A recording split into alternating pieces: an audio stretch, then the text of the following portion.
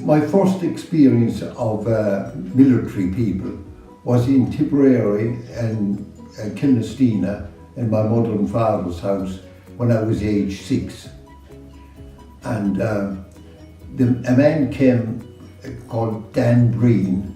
He was a Fianna Fáil man at that time, and I didn't know anything about Fianna Fáil, any kind of politics. But he shook hands with me, came to see my mother and to drive her to vote. And he wanted her to vote for Sinn Féin, not for Sinn Féin, but for Fianna Fáil at that time. Now, he'd been a volunteer, he'd been in the IRB, and then he'd been in the IRA. And he was with the headman in the South Tipperary Brigade of, 3rd Brigade in South Tipperary. And he shook my hand, I was age 6, and he said, "I'm Dan Breen. Your mom will tell you all about me." So he was the first man to fire the shots for Irish freedom at Scalahad Bay in that War of Independence. So I hadn't known that I spoke to such an important man. He was an elderly man at that time and I was age 6. But I'm going to move on now a bit to tell my story. At the age of 14, I joined the FCA in New Inn, and after about 4 weeks I fired my first shots from a 303 Mark IV, which was the rifle that was in the Irish Army and FCA at that time. And I fired them at the back of Kilcorn Lodge, where if you were travelling from Cork to Dublin, you'd pass through a place in Cahir in County Tipperary. At the back of that was a firing range, and I fired my first shots there. And afterwards, boiled the rifle out with a couple of regulars there were doing that. Then a big tub of boiling water, and they boiled.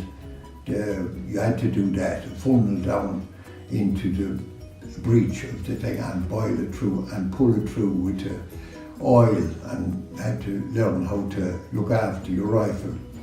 And very basic in the FCA, but I had went on to Fermoy and done one camp at that time. I was only age 14. But that was your average young fellas were at that time.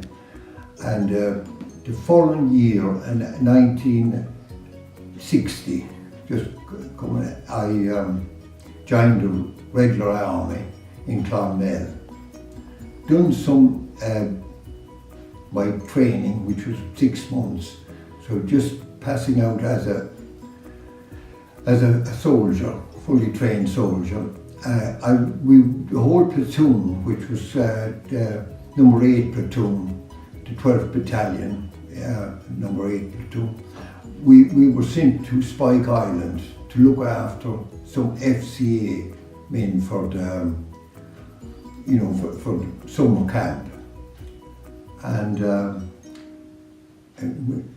I'll move on now to a later date. I'll explain about Spike.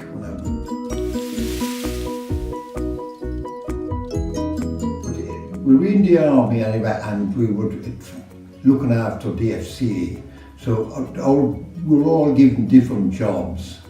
We were billeted in A block, and we were given the job to look after FCA. The FCA were billeted in other blocks, and some of their stuff were the canteen and that kind of stuff were under like a big canvas tents. They were like marquees. They were pinned down with ropes and whatnot, and we had to bring in there to make dining rooms out of them, and we would bring the food. So we were working as as dining room orderlies, and some of us had different jobs. Like I had one called like a room orderly, and that meant the billets that the FCA were in, I would sweep them out and just look after them in general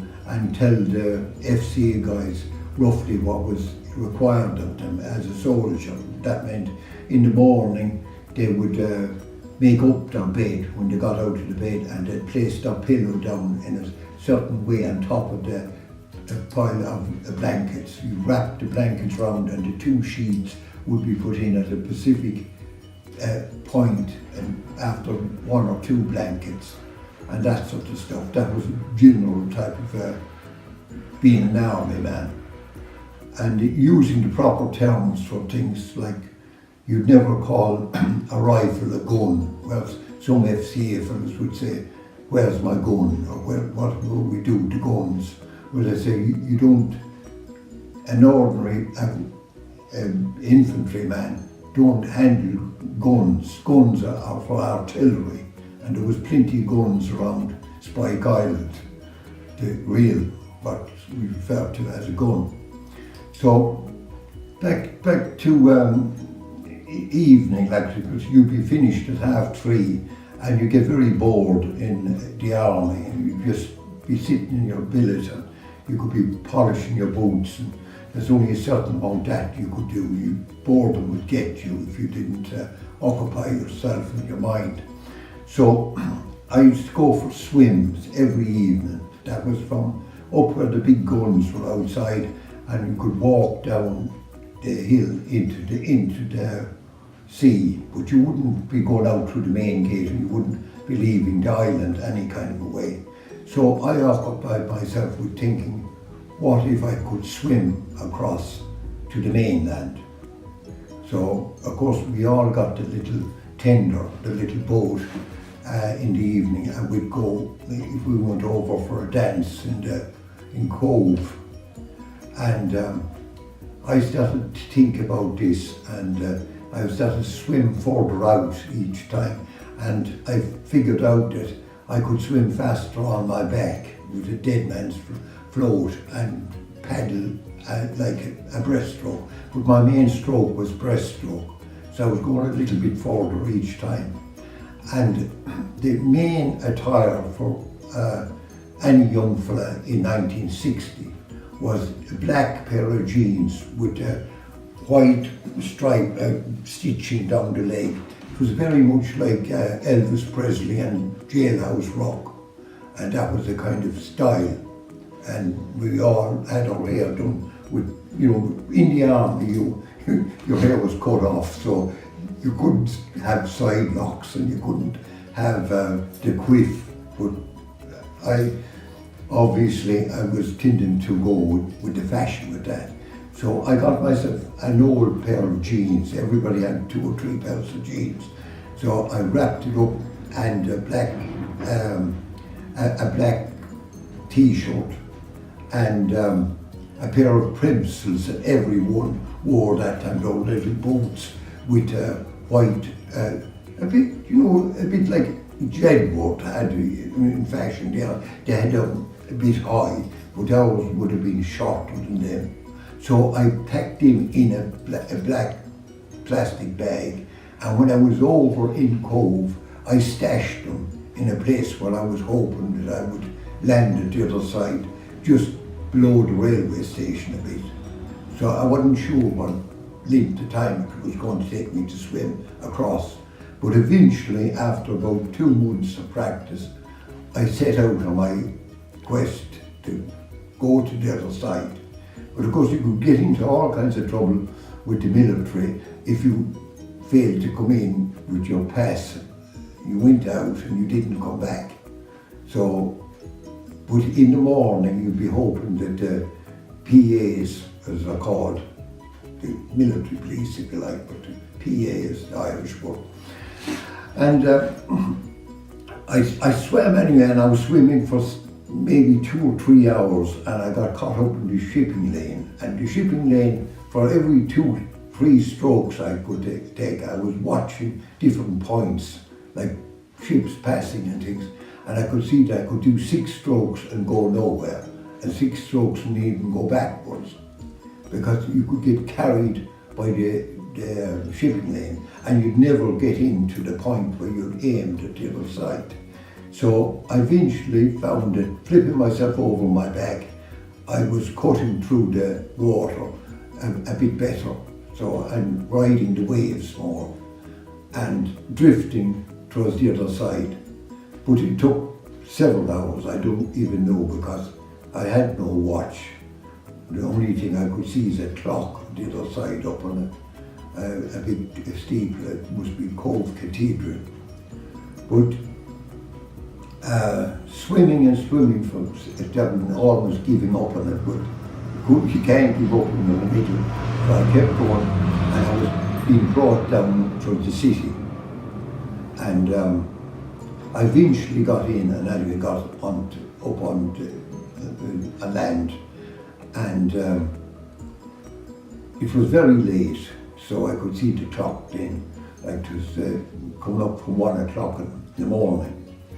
So I had got caught out before in Cove, and I knew exactly what to do once I found my pair of jeans and my t-shirt and my Premsols, the fancy boots.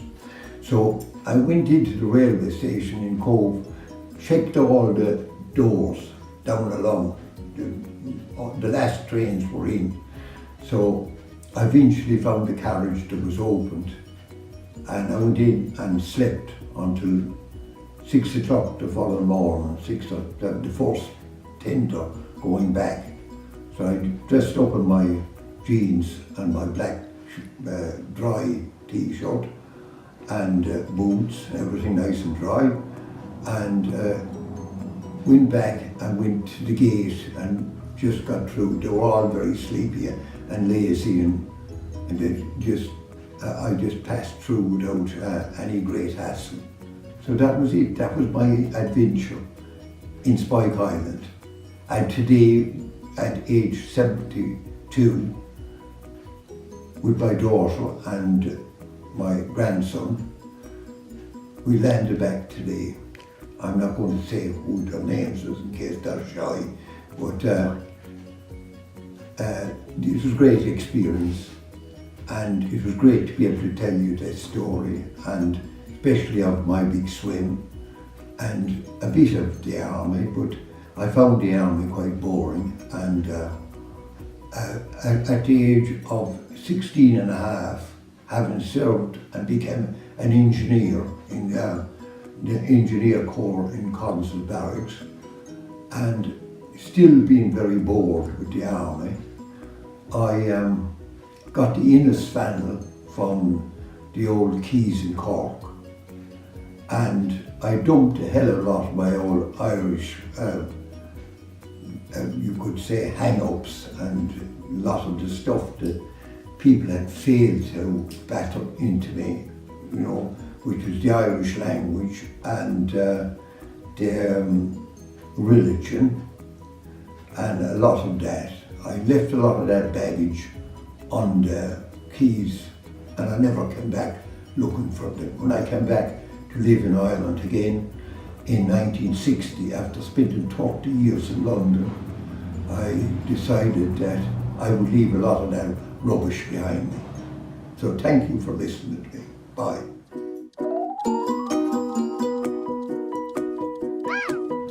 Here we are here in Cove. I'm back in Cove the first time since 1960, since I was here in the army in Spike. And we're on our way over now. We're waiting until 12 o'clock to get on the tender that's going to take us to Spike. It's going to bypass Harboland, which is out there, which we used to do, and then on to Spike. So it'll be interesting to see Spike again for the first time since 1960. And I was there with I was there as regular soldier looking after FCA from Rockwell and from different places. all over Munster. And this could be interesting.